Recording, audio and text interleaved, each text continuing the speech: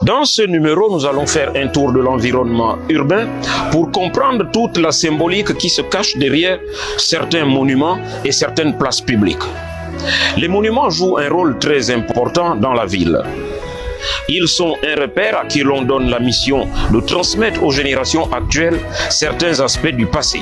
Certains monuments et places publiques contribuent au devoir de mémoire, quand d'autres symbolisent les valeurs démocratiques, notre identité culturelle et les événements religieux. Pour coller au thème de la Journée mondiale des forêts, qui parlait des forêts en bonne santé pour des personnes en bonne santé, nous avons participé à une marche dans la forêt, du côté de Cannes.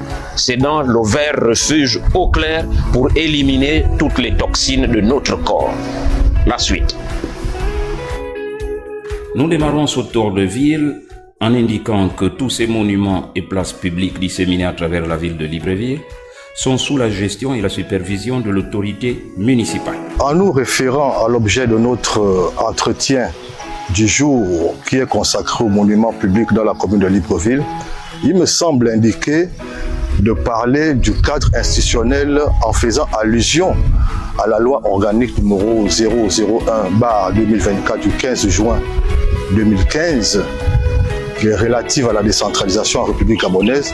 En son article 39, alinéa 1, je cite, « Le conseil municipal délibère sur la création, le classement, le déclassement ou la suppression, la rétrocession, la dénomination des rues et des places publiques, l'établissement et la révision des plans d'urbanisme. Ces délibérations sont par la suite soumises à l'approbation de l'autorité administrative de tutelle, donc le ministère de l'Intérieur.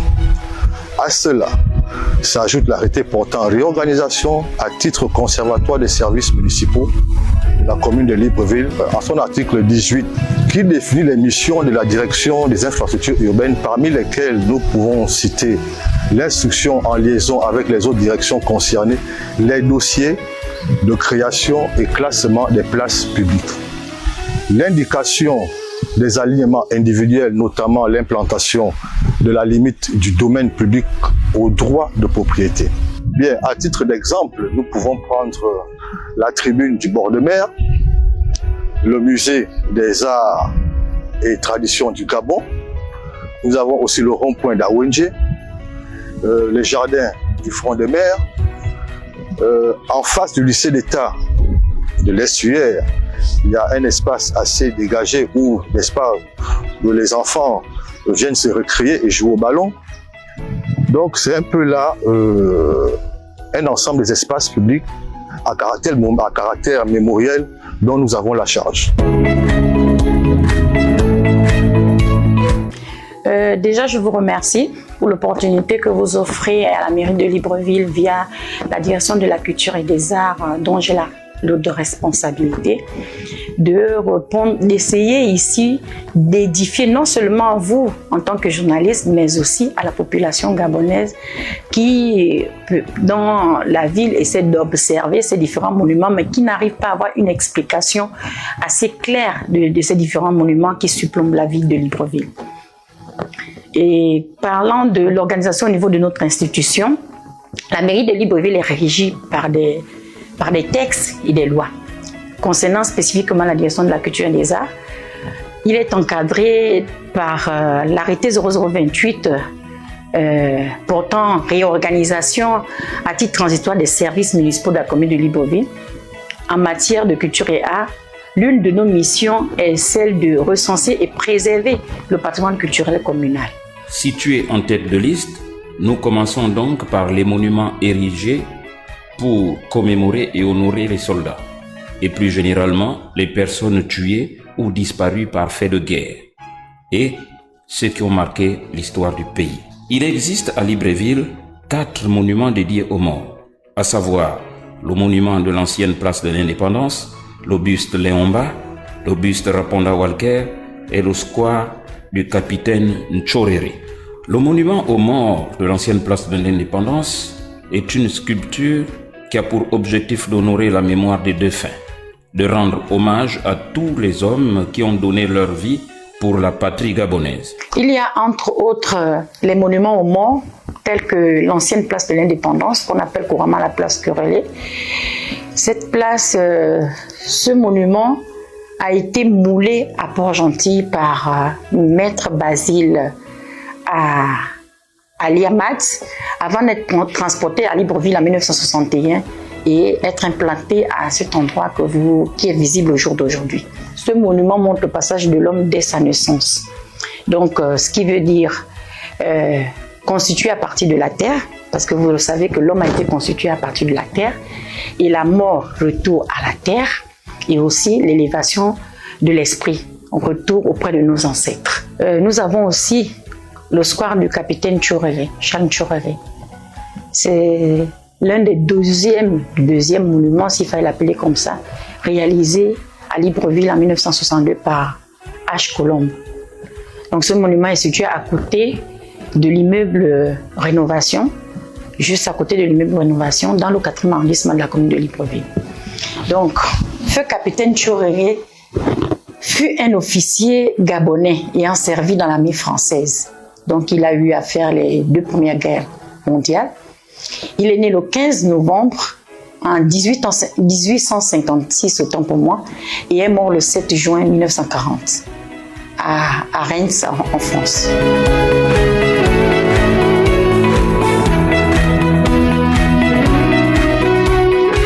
Pendant la bataille de France, son unité a été encerclée par l'armée allemande dans Ehren et contraint à la reddition après plusieurs heures de combat. Les soldats allemands séparent les prisonniers blancs des noirs, considérés comme des sous-hommes par les nazis. Le capitaine s'insurge avec ses hommes et il meurt exécuté par une balle dans la tête. La sculpture symbolise le sacrifice et le courage de cet officier gabonais mort pour défendre la liberté, la justice et la démocratie de la nation française et leurs institutions contre les horreurs du nazisme. Donc vous avez aussi le monument Raponda Walker que vous voyez bien dans le quartier Louis lorsque vous êtes à Gabon-Pain en remontant pour aller vers Plein-Oretti et descendre vers Jeanne et Blanche au feu rouge de Jeanne et Bourri. Vous avez ce monument qui est là, surplombé là à ce carrefour. Ce monument a été inauguré le 19 juin 1996 et c'est le troisième monument implanté à Libreville, plus précisément au quartier Louis, comme je vous le disais tout à l'heure. Et ce monument a été inauguré au 125e anniversaire de Raponda Walker. Et la sculpture a été réalisée par un Sao-Toméen qui s'appelait Monsieur Binto. Je ne sais pas s'il est encore vivant, mais il s'appelait Monsieur Binto Incintio Pires dos Santos. Donc c'était ça son nom. C'est ce monsieur qui a pu ressortir la beauté et la splendeur de ce monument qu'est celui de Raponda Walker. Raponda Walker, considéré comme le premier savant gabonais, fut un prêtre, un écrivain et un scientifique autodidacte qui rassembla de nombreuses informations sur la culture et la vie des peuples du Gabon au cours de sa longue existence. Fils de Robert Bruce Walker, explorateur britannique de l'Ogooué, et d'une princesse Mpongwe de la lignée du roi Redowe. Il naquit à Libreville où il fit ses études chez les prêtres du Saint-Esprit et fut ordonné prêtre en 1899. Ce buste est le symbole de la sainteté, la croyance en Dieu et la continuité religieuse. Nous avons aussi le buste du président Léon Ba, notre feu président de la République, qui a joué un grand rôle dans cette nation gabonaise. Et ce monument a été implanté juste à Montbouette, quartier Montbouette, et le carrefour qui se trouve juste avant de rentrer dans le marché, le grand marché de la commune de Libreville, qui est Montbouette. Juste à ce carrefour, vous avez ce monument qui surplombe cet endroit. Et à côté de ce monument, vous avez la résidence de feu là où habitait le président Léon-Mba à l'époque. Donc, et c'est un monument qui se trouve implanté dans le 3e arrondissement de la commune de Libreville. Il représente le père de l'indépendance. C'est un illustre personnage qui a marqué pleinement l'histoire de notre pays. Ce buste représente le père de l'indépendance du Gabon, un personnage ayant marqué pleinement l'histoire de ce pays. C'est un lieu historique, symbole de l'indépendance du Gabon, symbole de la reconnaissance de la liberté, de l'honneur, de la bravoure et la liberté. Après avoir rendu hommage à nos morts, intéressons-nous maintenant aux valeurs démocratiques. Dans la capitale gabonaise, on dénote 3 sculptures symbolisant les valeurs démocratiques, à savoir la sculpture de la fraternité devant l'immeuble du pétrole, la place de la paix et la tolérance à Rio. Nous avons aussi la sculpture qui se trouve au carrefour Rio, qui est communément appelée la tolérance. Cette sculpture est née lors des fêtes tournantes en 2006. Elle a été sculptée par un Gabonais qui s'appelle Maître Minkominze. Le choix et le lieu a été édité par le caractère cosmopolite du quartier et par sa situation géographique, située dans le 3e arrondissement de la commune de Libreville, qui est le centre de Libreville. Rio est également un lieu de rassemblement d'une multitude de populations et d'énormes mouvements.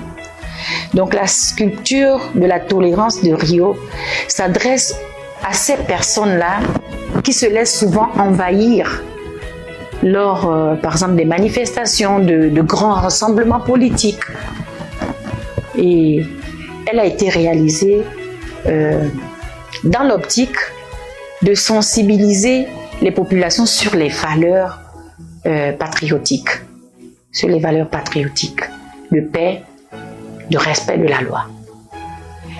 Et je dirais encore, c'était en quelque sorte une manière de ramener l'ordre des citoyens qui dérogeaient au respect de ces valeurs. Donc cette symbolique, cette sculpture qui se trouve là n'est pas là de manière fortuite, elle est là pour exprimer quelque chose que peut-être le commun de mortels ignore. Donc nous essayons en tant qu'institution en charge de ces monuments de pouvoir vous apporter quelques éléments pour vous permettre avoir quand même le maximum d'informations relatives à tous ces monuments qui surplombent la commune de Libreville. On distingue 3 symboles phares dans la sculpture de la tolérance, à savoir les 3 pieds qui représentent un couple avec son enfant. C'est l'amour sacré d'une famille. La carte du Gabon, qui est une image représentative de la République gabonaise. Les 12 têtes qui représentent les hommes du pays, l'amour de la patrie. La sphère des couleurs dorées au sommet de la sculpture représente le globe terrestre, l'amour universel. La couleur d'or, c'est le soleil, la lumière qui nous éclaire. Mais qu'en pensent les populations du quartier Rio? Mais à mon avis, je pense que lorsqu'on voit tolérance, de toute la façon, les humains doivent se respecter, de 1. De 2, je pense qu'il ne faut pas qu'il y ait un peu de haine envers l'autre. Si quelqu'un te fait un mauvais geste et que vous êtes conscient, vous pouvez le pardonner, vous le tolérez. C'est très beau. On ne doit pas quand même se dire que œil pour œil, dent pour dent, parce que l'autre a fait ceci à mal, tu dois aussi rendre le mal. Non, non, non. Il faut respecter l'individu qui est en face de vous, malgré sa situation, malgré sa tenue, malgré ce qu'il est. C'est une place populaire, n'importe qui peut venir faire le meeting. Ça appartient à tout le monde, je peux le faire et les autres partis peuvent aussi passer par là. Hein? Toute personne est libre de venir faire le meeting et à la tolérance. Ils ont posé le monument là parce que le défunt Pierre Mamboundou venait faire le meeting ici là. En voyant ça, ils ont venu poser ce monument-là. Mais après ça ne dit rien là. On va, c'est d'après nous, du quartier, qu'est-ce que le monument? Il n'y a rien qui en bénéficie. C'est à cause des accidents. Parce qu'ils ont barré, parce que ceux qui viennent d'ailleurs, de partout là, ils ne voient pas l'autre arriver. Hein? C'est à cause d'accidents. Ils n'ont pas bien soulevé ce monument-là. Ce monument a été érigé, c'est pour empêcher que le quartier Rio ne reçoive des meetings, que ce soit de l'opposition ou du pouvoir. Maintenant, nous avons constaté que nous n'avons plus de meetings, la place est restreinte. Les sculptures qui symbolisent l'avènement de la démocratie dans notre pays. La démocratie repose sur un certain nombre de valeurs, d'attitudes et de pratiques, bien sûr. Dans la capitale gabonaise, on dénote 3 sculptures symbolisant les valeurs démocratiques, à savoir la sculpture de la fraternité qui se trouve au carrefour en face de l'immeuble du pétrole. Donc cette sculpture, elle a été réalisée en 2006 par Maître Néwin, un Gabonais, et inaugurée en 2007. Cette sculpture participe à l'embellissement de la ville de Libreville.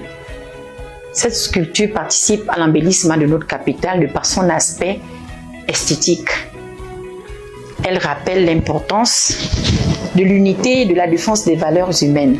En exercice, cette sculpture représente la flamme, donc la paix. Devant la sculpture a été moulée une stèle sur laquelle il est écrit « Place de la fraternité ». C'est un symbole qui prône l'uniformisation de la nation gabonaise. Grâce à cette sculpture, l'État tire la sonnette d'alarme pour que les Gabonais s'approprient cette valeur qu'est la fraternité.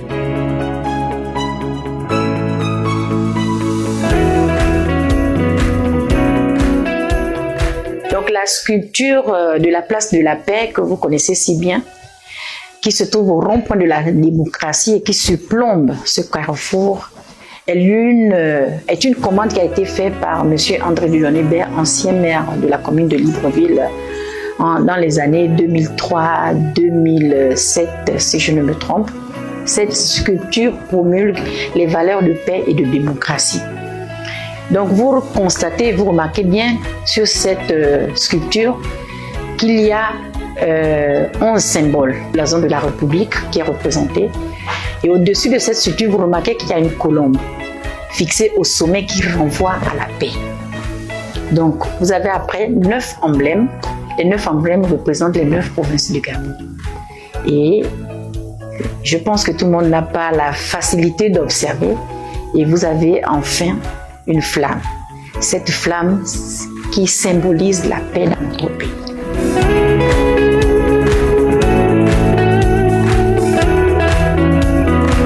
C'est à l'issue de la conférence nationale qui s'est déroulée à la cité du 12 mars, date de la création du PDG, autour de laquelle la question du multipartisme fut abordée, qu'on parle de nos jours de la cité la démocratie. Elle fut le premier symbole de la démocratie au Gabon. À ce même endroit trônait autrefois la statue d'Omar Bongo, symbole du parti unique qui fut retiré en 1993. C'est dans la même optique que l'État gabonais, pour renforcer l'idée de la démocratie au Gabon, a implanté la sculpture de la place de la paix au rond-point de la démocratie.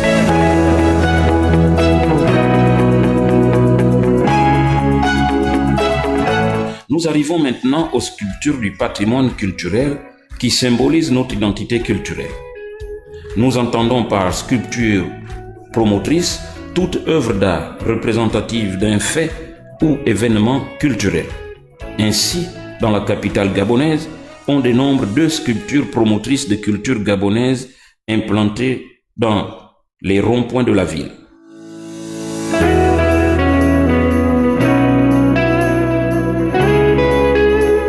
Ces sculptures sont le conteur d'un vêt et le joueur d'un koul. Nous avons aussi les sculptures à caractère identitaire. Comme sculpture à caractère identitaire, nous avons le compteur du 20 qui se trouve au centre-ville, juste en face de la préfecture de police. Elle nous rappelle nos us et coutumes du groupe FON. Elle contribue aussi à la valorisation de la culture de notre pays. Le compteur d'un vêt est implanté au centre du rond-point situé en face de la préfecture de police de Libreville. Son principal rôle est d'embellir l'espace urbain. L'homme sculpté est de pierre reconstituée. L'instrument de musique est principalement fait de métal. Les calebasses sont aussi en pierre. Le sol sur lequel repose cette bûche est fait de béton. La technique de base utilisée par le sculpteur est le moulage. Le compteur d'un vêt symbolise la culture fon, c'est-à-dire du patrimoine culturel gabonais.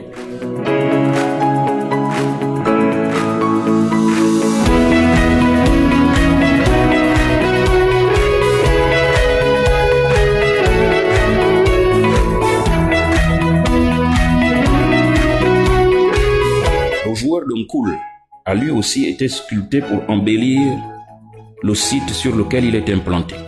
L'onkoul signifie tambour en langue fon. C'est principalement un instrument de musique traditionnel, fon, qui est généralement joué lors des grands événements, à l'exemple des retraits de deuil, des mariages, des cérémonies d'initiation, etc. Chez les fons, il a la particularité d'être un moyen de communication dans la société. Pour jouer d'une koul, il faut être natif du groupe, être initié, car l'initiation d'une koul peut se faire des ascendants aux descendants ou entre deux personnes n'ayant aucun lien de parenté. La culture fon admet l'idée de spiritualité dans une koul. Aussi, le joueur d'une koul n'est pas considéré comme un simple homme. Il est perçu comme un être doté de puissance et a la capacité de se dédoubler au moment où il joue son instrument. Le joueur de cet instrument est aussi appelé le messager, car il transmet des messages et est chargé de communiquer. Vous avez vu que je n'ai pas fait le tour de tous les monuments de la commune de Libreville, c'est tout à fait normal, tout simplement parce que la liste en tant que telle n'est pas exhaustive. Et ce n'est pas par oubli qu'on ne l'a pas fait. Mais dans les tout prochains jours, nous y reviendrons parce que nous sommes en train de, s'il fallait les appeler comme ça, l'acte de naissance de chaque monument.